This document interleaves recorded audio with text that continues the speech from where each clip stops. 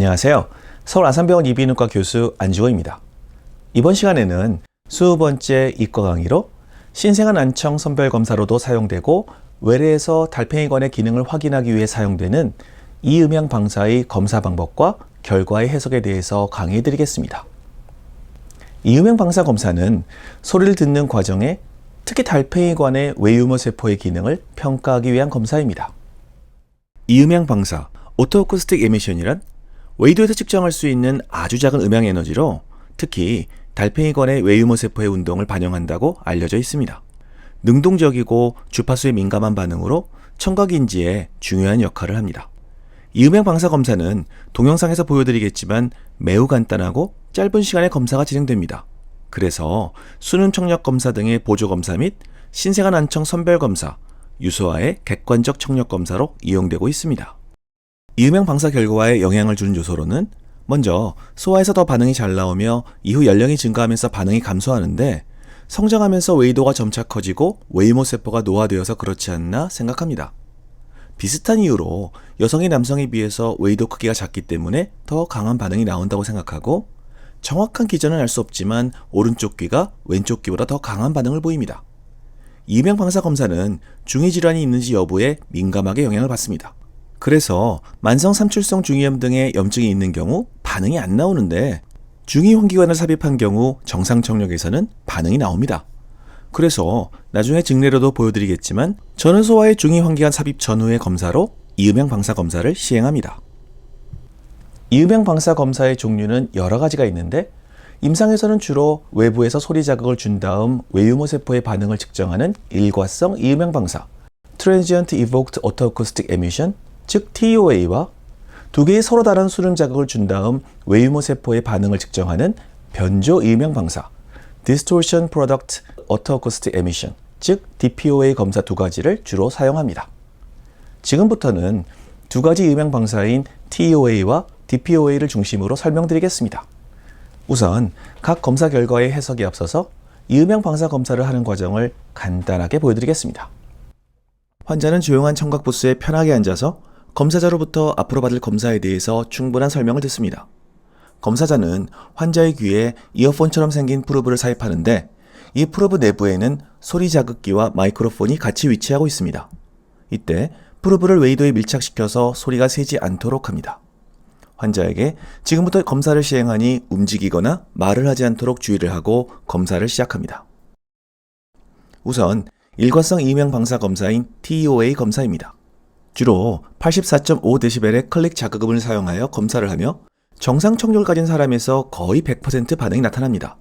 30에서 40dB 이상의 난청인 경우 TEOA 검사 결과가 안 나타날 수 있습니다. 그래서 신생아 난청 선별 검사로 사용할 수 있죠. 환자는 검사가 진행되는 동안 편하게 앉아있기만 하면 됩니다. 특히 머리나 몸의 작은 움직임에도 검사 결과가 변할 수 있기 때문에 환자에게 움직이지 않도록 안내해야 합니다. TEOA는 주파수 특성이 없는 클릭음을 사용하기 때문에 어느 주파수에서 외유모 세포의 기능에 문제가 있는지 알 수 없습니다. TEOA 검사는 한쪽 귀에 대략 1분 미만으로 진행됩니다. 굉장히 간단하죠? 다음으로 반대편 귀에 검사를 하고 마칩니다. 다음으로는 주파수 변조 이음향 방사 검사인 DPOA 검사입니다. 마찬가지로 동일한 프로브를 웨이도에 소리가 새지 않도록 밀착하여 위치시키고 TEOA와 동일한 방법으로 검사를 진행합니다. DPOA 역시 정상적인 청력을 가진 사람의 100%에서 발현이 되고 TEOA가 30에서 40dB 이상의 난청에서 측정되지 않는 데 반하여 DPOA는 40에서 50dB 이상의 비교적 어느 정도 청력이 나쁜 경우에도 측정할 수 있습니다. 또한 TEOA는 주파수별 특징을 알 수 없으나 DPOA는 1000Hz부터 6000Hz까지의 주파수에서 수능 청력 검사를 통한 청력 역치와 좋은 상관관계를 보여주기 때문에 특히 이명 환자나 난청 초기 환자들에서 많은 정보를 제공해 줍니다. DPOA 검사도 1분 미만으로 짧게 걸립니다. 검사 과정이 생각보다 굉장히 간단하죠. 검사가 간단하고 특히 환자에게 별다른 불편감을 주지 않으면서 시간이 짧게 걸리고 달팽이관 상태에 대해서 객관적인 정보를 제공하기 때문에 저는 임상에서 많이 활용하고 있습니다. 그래서 이음향 방사 검사를 자동화 청성 뇌관 유발 반응 검사와 더불어 신생아 난청 선별 검사로도 많이 활용하고 있습니다. 그렇지만 이음향 방사 검사는 앞서도 말씀드렸듯이 중이 질환, 예를 들어 삼출성 중이염 등이 있는 경우 반응이 없기 때문에 정상인데도 난청이 있는 것으로 위양성 반응을 보일 수도 있습니다. 그래서 반응이 안 나오더라도 다른 원인 때문이 아닌지 반드시 확인해야 합니다. 먼저 일과성 이음향 방사 TOA의 정상 결과를 말씀드리겠습니다. 보시는 그래프는 정상 청력을 가진 환자의 TOA 그래프입니다. TOA는 주파수 특성이 적은 클리금을 사용하기 때문에 2에서 4kHz 대역의 외유모 세포 기능을 반영한다고 알려져 있습니다. 우선 검사 공간의 소음 정도인 시그널 투 노이즈 레이쇼가 5dB 이상일 경우 정상이라고 판단합니다. 보시는 것처럼 4kHz까지의 시그널 투 노이즈 레이쇼가 5dB 이상입니다. TOA는 두 번의 자극을 통한 반응을 비교하여 평가합니다. 그래서 두 반응의 일치도, reproducibility가 50% 이상인 경우 정상 반응으로 판단합니다. 이 환자의 경우 97%이기 때문에 역시 정상 반응으로 판단합니다. 다음은 변조 이음향 방사, DPOA 검사의 정상 그래프입니다. DPOA 검사의 경우 두 개의 다른 주파수를 가진 순음인 F1과 F2의 자극음이 주어졌을 때의 반응을 체크합니다. 일반적으로 F1과 F2의 비율이 1.21일 때 가장 잘 기록된다고 알려져 있습니다. DPOA는 1에서 6kHz의 주파수 대역에서 실제 청력을 잘 반영하는 것으로 알려져 있습니다.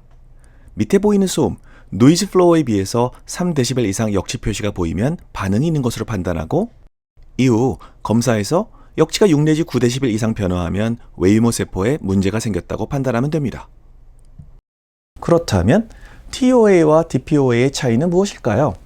우선 TOA의 자극음은 주파수 특이성이 없는 클릭음인데 비해 DPOA는 주파수 특성을 가진 순음입니다.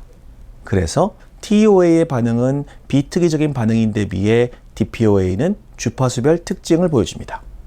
TOA는 30dB 이상 난청의 경우 반응이 안 나타나는데 DPOA는 50dB까지도 반응이 나타납니다.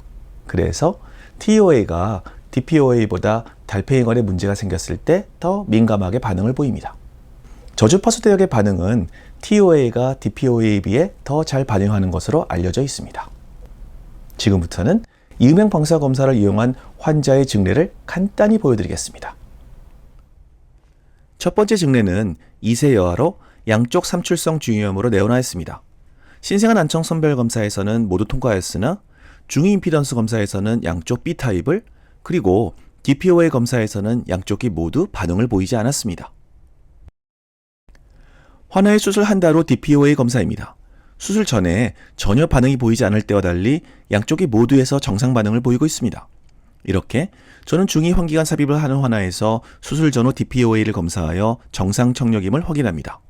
만약 영유아에서 환기관 삽입 후에 정상 고막인데도 불구하고 DPOA 반응이 나오지 않는 경우 수면을 통한 청성뇌관 유발 반응 검사를 시행합니다. 두 번째 증례는 큰 소음에 노출된 후 왼쪽 귀의 진동과 이명이 발생한 환자의 예입니다. 환자의 수름 청력 검사에서 양쪽 귀 모두 정상 청력을 보였고 어음 명도도 역시 양쪽 귀 100%였습니다. 대부분 이 경우 별 문제 없으니까 괜찮다고 안심을 시키죠. 그런데 환자의 DPOA 검사 결과를 보시면 환자가 불편하다고 한 좌측 귀의 3kHz 대역의 반응이 매우 적음을 알 수 있습니다. 즉, 겉으로 보이는 수능 청력 검사 결과는 정상으로 보일지라도 달팽이관의 외유모 세포는 손상을 입어서 환자는 실제로 이명과 불편을 느끼는 것이죠. 이비인후과 의사는 이 경우 마냥 괜찮다고 안심시키는 것보다 스테로이드 치료 등의 적극적인 치료를 고려하는 것이 좋습니다. 세 번째 증례입니다.